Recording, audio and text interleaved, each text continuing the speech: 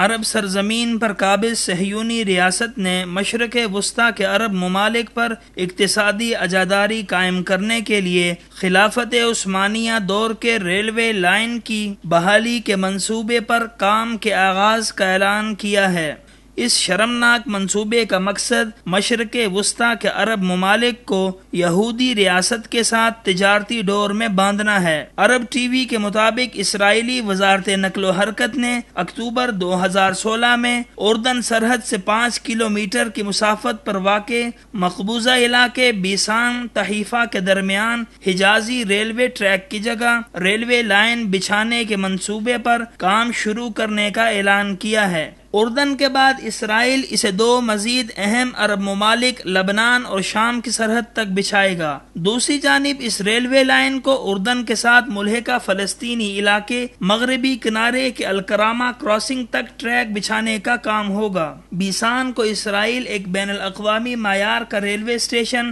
جبکہ اس railway track کے ذریعے ملائے ہوئے حیفا میں مشرق وسطی کی سب سے بڑی بندرگاہ بنانے کے لیے پر امید ہے۔ حیفا انسٹیٹیوٹ کے انجینئر یوسف جبارین نے بتایا ہے کہ اس منصوبے کا مقصد اسرائیل کا مشرق وسطی کے عرب ممالک پر اقتصادی عزاداری قائم کرنا ہے۔ یہ پرانا یہودی منصوبہ ہے اور یہ اردن، لبنان اور شام تک محدود نہیں ہے بلکہ اسرائیل اسے سعودی عرب، وہاں سے عراق، ایران اور پاکستانی بلوچستان تک دراز کرنے کے لیے پرعزم ہے، جس کے لیے عرب ممالک کو راضی کرنے کے لیے اسرائیل خفیہ سفارتکاری کر رہا ہے، جبکہ عرب ممالک کو جذباتی طور پر بلیک میل کرنے کے لیے اسرائیل اسے حجاز ریلوے کے احیاء کا نام دے رہا ہے تاکہ یہودی ریاست کو دمشق اور مدینہ منورہ کو ایک دوسرے سے ریلوے ٹریک کے ذریعے ملانے میں کامیابی حاصل ہو۔ عرب ذرائع ابلاغ نے تحقیقاتی ماہرین کی ایسی رپورٹیں شائع کی ہیں کہ جن میں کہا گیا ہے کہ اس منصوبے کا اس سے بھی زیادہ گھناؤنا مقصد پاکستان اور چین کے درمیان اقتصادی راہداری کے اثرات کو کم کرنا ہے۔ اسرائیل سی پیک منصوبے میں پاکستان کے ساتھ تعاون کی خواہش رکھنے والے عرب ملکوں کو یقین دہانی کرا رہا ہے کہ مشرق وسطی کی اقتصادی ترقی کا راز حجاز ریلوے میں پنہاں ہے،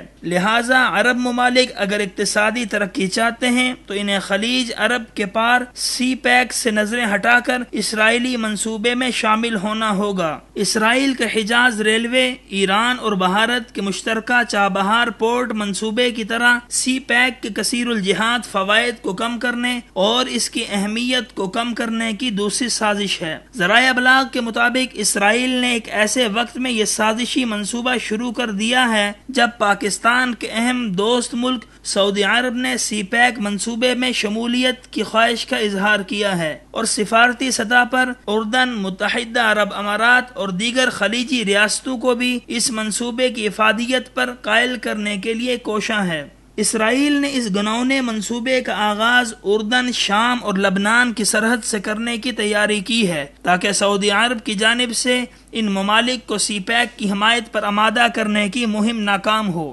عرب خبر رساں ٹی وی چینل نے مزید انکشاف کرتے ہوئے کہا ہے کہ اسرائیل نے خفیہ سفارتکاری کے ذریعے سعودی عرب، اردن، مصر، شام اور لبنان کی حکومتوں کو حجاز ریلوے کی بحالی کے لیے یہودی منصوبے میں شرکت پر آمادہ کرنے کی کوششیں تیز کر دی ہیں۔ اسرائیلی اتھارٹی برائے پورٹ اینڈ ایئرپورٹ نے کہا ہے کہ 2011 کو شامی لڑائی شروع ہونے کے بعد سے بین الاقوامی تجارتی کمپنیوں نے اپنی سرگرمیوں کا مرکز مقبوضہ حیفا کی بندرگاہ کو بنا لیا ہے۔ واضح رہے کہ حجازی ریلوے ٹریک کا منصوبہ سن 1900 میں عثمانی خلیفہ سلطان عبدالحمید ثانی کے دور میں شروع ہوا تھا اور 1908 میں مکمل ہونے والی لائن نے مدینہ منورہ اور دمشق کو آپس میں ملا دیا تھا۔ پھر 1916 میں پہلی جنگ عظیم کے ساتھ ہی برطانوی جاسوس لارنس آف عربیہ نے حجاز کے عرب قبائل کو عرب نیشنلزم کے نام پر اکسایا، جنہوں نے پہلے مرحلے میں اس پٹری کو تباہ کر دیا جس سے عثمانی فوجوں کو شدید نقصان ہوا اور یوں حجاز مقدس یہودی ریاست کے بانی برطانیہ کے قبضے میں چلا گیا۔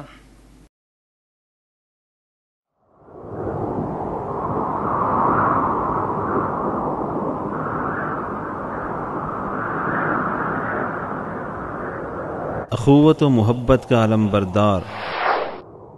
وصال اردو